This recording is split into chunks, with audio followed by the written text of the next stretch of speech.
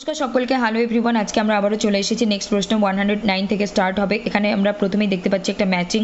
তার আগে আমি আরও বলছি যে এই যে 2024-এর জুন অফলাইন পেপারটা আমরা ডিটেলস ডিসকাশন করলাম, প্রায় শেষের দিকে চলে আসছি। তারপরেও অনেক কিছু টপিক, যেমন এর আগের দিন বলেছি অ্যাবরিজিনাল মুভমেন্ট নিয়ে আলোচনা করব। তারপর আমার প্রি র্যাফলাইট ব্রাদারহুডকে আলাদা করে আলোচনা করা আছে। আরও কতগুলো movement, cockney school of poetry আছে। তারপর হচ্ছে আরও অনেক লিটারি মুভমেন্ট যেগুলো বাদ রয়ে গেছে, সেগুলো নিয়েও কিন্তু আমি শর্ট হোক বা লং হোক ভিডিও নিয়ে আসবো। তার জন্য আপনাদের কী করতে হবে, like, comment and share and subscribe করতে হবে। আর অবশ্যই আমি কিন্তু নেট, সেট অ্যান্ড গেট তিনটে এক্সামেরই পেপার 1 এবং paper 2 in details syllabus decode মানে একদম পুরো এক্সপ্লেন করে বলবো কি আছে কি নেই, আর কবে কোন এক্সাম ফর্ম ছাড়ছে না ছাড়ছে সব কিছু আপডেটই আপনারা এখানে পেয়ে যাবেন। আর এই সমস্ত গুরুত্বপূর্ণ আপডেট মিস না করার জন্য আপনাদের কী করতে হবে, like, comment, share and subscribe. শুধু এখানে পড়াশোনার বিষয় না, আপনারা এক্সামের আপডেট, অন্ততপক্ষে নেট, সেট অ্যান্ড গেট এই তিনটে এক্সামের আপডেট অবশ্যই পেয়ে যাবেন। বাকি পরবর্তীতে কোনো এক্সাম যদি আমি অ্যাড করি, কম্পিটিটিভ এক্সাম, সেটা আপনাদের আমি অবশ্যই জানিয়ে দেবো। তো প্রথমে এখানে বলা হচ্ছে যে ম্যাচ করার কথা, পোয়েট এবং poem. To his option A is correct. Two his coy mistress আমরা জানি এটা কার লেখা, অ্যান্ড্রু মার্ভেলের লেখা। তারপর দ্য স্কলার জিপসি কার লেখা, ম্যাথিউ আর্নল্ডের লেখা। তারপর স্টিল আই রাইস কার লেখা, মায়া অ্যাঞ্জেলু। ইফ কার লেখা, রুডিয়ার্ড কিপলিং। এখন আমি বলবো to his coy mistress, scholar gypsy details পড়তে হবে, বাকি দুটো পড়তে হবে। এদিকে যে চারজন, Rudyard Kipling, Andrew Marvell, Matthew Arnold, Maya Angelou, এনাদের ডিটেলস স্টাডি করতে হবে। কোন কোন পোয়েট্রি লিখেছেন, স্টোরি লিখেছেন, ড্রামা লিখেছেন, নভেল লিখেছেন, কী কী লিখেছেন না লিখেছেন সব কিছু পড়তে হবে লিস্ট করে। নেক্সট প্রশ্নে আমরা আসছি 110। The term negritude coined by Amy Caesar was appreciated as well as criticized by critics and thinkers. Select the correct responses that this term received. এই যে নেগ্রিটিউড এমি সিজার যে কয়েন করেছেন টার্মটা, তো এটা কি বলে, এখানে যে 5টা অপশন আছে তার মধ্যে কি বলছে এটা। আবার দেখছি দুটো অপশন এখানে কারেক্ট হবে, যেহেতু আমরা অপশানে দেখতেই পাচ্ছি আনসারে 4টে অপশনের মধ্যে দুটো করেই অপশন কারেক্ট। তো সেই জন্য আমরা খুঁজে বের করি এখন কি বলা হচ্ছে। Senghor considered his term to be derogatory. Number B. Leon Damas did not participate in the negritude movement.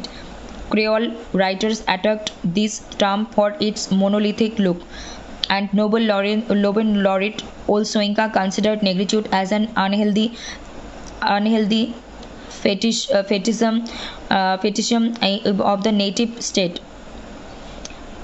তারপর বলা হচ্ছে Frantz Fanon was extremely critical of the term negritude and never used it.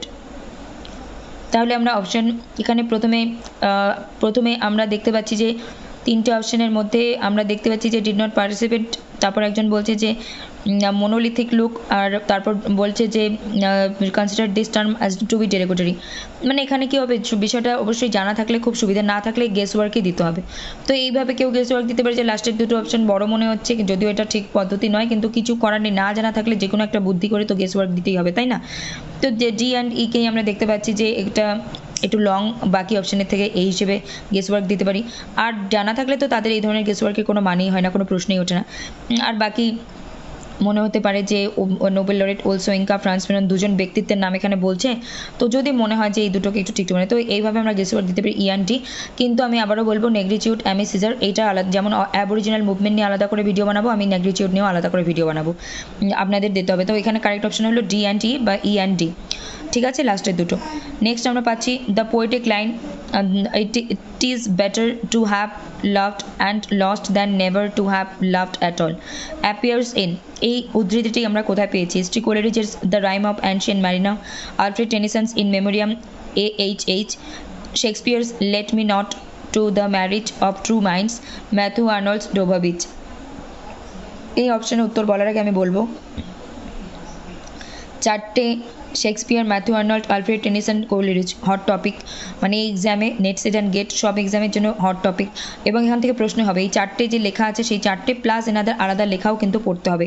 Critical work থাকতে পারে, অবশ্যই আছে, poetry হোক, তারপর অন্যান্য লেখা হোক, সবটাই কিন্তু পড়তে হবে। এক একজন, কেউ হয়তো একজন হয়তো পোয়েট্রিও লিখেছেন বা ক্রিটিক্যাল ওয়ার্কও লিখেছেন, অন্যান্য লেখাও লিখেছেন, কিন্তু তারপরে আমরা এক একজনকে ব্যক্তিত্বকে পাই যে যার কি ক্রিটিক্যাল ওয়ার্কের উপর বেশি একটা অবদান থেকে গেছে, কারোর পোয়েট্রি, কারোর নভেল, কারোর ড্রামা, কারোর আবার সবগুলোতেই। যেমন শেক্সপিয়ারকে আমাদের সনেটও পড়তে হয়, তারপর ট্র্যাজি কমেডি ট্র্যাজেডি সব পড়তে হয়, তো সেরকমভাবে আমাদের পড়তে হবে এনাদেরকে। নেক্সট হলো arrange the following American poets in order of their birth. আবারও ডেট অফ বার্থ অনুযায়ী কে আগে এসেছে কে পরে, অপশন 1 ইজ কারেক্ট।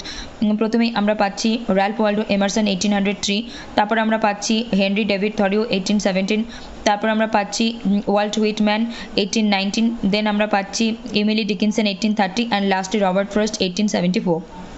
তো আমরা কিন্তু বারবার বলছি যে এটা কিন্তু হট টপিকে গিয়ে দাঁড়াচ্ছে, মানে হট মানে আমি কিন্তু ওই অর্থে বলছি যেটা কি খুব মোস্ট ইম্পর্টেন্ট, যে আসবেই বা রিপিটেটিভ বা কনসেপ্টিভ বা এই যে ক্রনোলজি, ডেট অফ বার্থ দিয়েও হতে পারে, ওয়ার্কস দিয়েও হতে পারে, একটা নয় দুটো নয়, আমরা অনেকগুলো প্রশ্ন দেখতে পেলাম পরপর, আরও হয়তো পরবর্তীতে শেষের দিকেও দেখতে পাবো। তারপর আমরা পাচ্ছি PB Shelley's Adonais laments the death of, মানে পিবি শেলি যে অ্যাডোনিস লিখেছেন কার মৃত্যুর জন্য, কার মৃত্যুর কে মনে করে উদ্দেশ্য করে, স্মৃতিতে কার, John Keats, Mary Shelley, Robert Byron, Leigh Hunt. অবশ্যই জন কিটস, এখানে পিবি শেলি অ্যাডোনিস পড়তে হবে, তাছাড়াও পিবি শেলির আদার্স ইম্পর্টেন্ট পোয়েট্রি লিস্ট করে পড়তে হবে, ডিটেল স্টাডি করতে হবে, জন কিটসকে ডিটেল স্টাডি করতে হবে, মেরি শেলি পড়তে হবে, রবার্ট বাইরন, লেই হান্ট এনাদেরকেও একটু করে দেখতে হবে, কিন্তু কিটস অ্যান্ড শেলিকে ডিটেল পড়তে হবে। তাহলে আজকে আমরা আলোচনা করলাম 109 to 113 কোয়েশ্চেন, প্রায় শেষের দিকে চলে এসেছি। তো এই ধরনের আলোচনা পেতে, এই ধরনের আপডেট জানতে অবশ্যই লাইক কমেন্ট শেয়ার এবং সাবস্ক্রাইব করবেন পরবর্তী ভিডিও মিস না করার জন্য। সঙ্গে থাকুন, জুড়ে থাকুন, দেখতে থাকুন SB literature means best of English literature. Like comment share and subscribe, please like comment share and subscribe, like comment share and subscribe. Thank you all, God bless you all, take care, bye, নমস্কার।